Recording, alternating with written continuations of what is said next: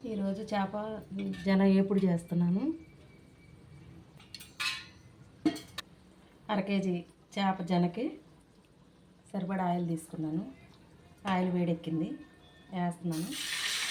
శుభ్రంగా 4-5 సార్లు కడుక్కోవాలి. జన్ని కడిగి ఉప్పు కొంచెం, పసుపు కొంచెం, మొత్తం నీళ్ళన్నీ ఎగరాలి. 2 తీసుకున్నాను, చిలుకలు తీసేసాను. కొంచెం కొత్తిమీర, పుదీనా వీటితో పాటు ఏగితే ఇంకా బాగుంటుంది.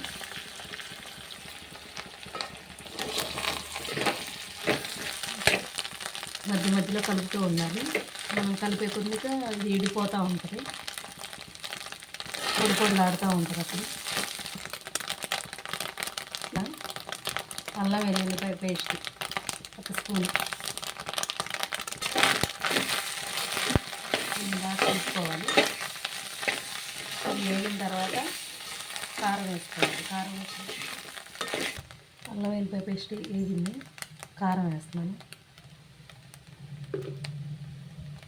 కారం వేసాను.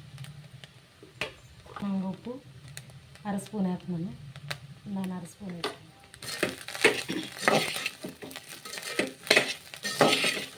ఇది కొంచెం వేగాక ధనియాల పొడి వేసుకున్నాను. లాస్ట్లో అయిపోతుంది.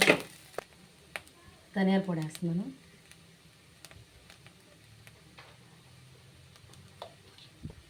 ధనియాల పొడి వేసి ఒకసారి కలుపుకొని స్టవ్ ఆఫ్ చేస్తే చేప జన ఫ్రై రెడీ అయిపోయింది. గిన్నెలోకి తీసుకొని